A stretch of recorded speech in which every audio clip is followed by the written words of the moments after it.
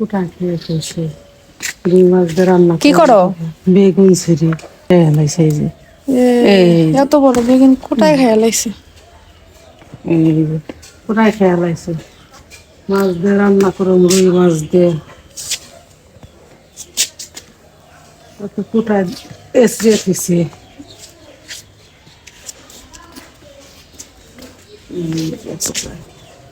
এই যে খেয়ে ফেলছে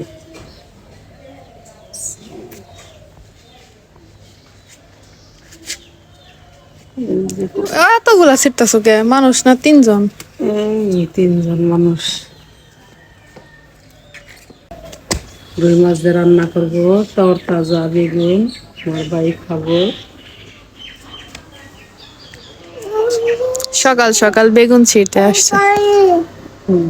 কতগুলা?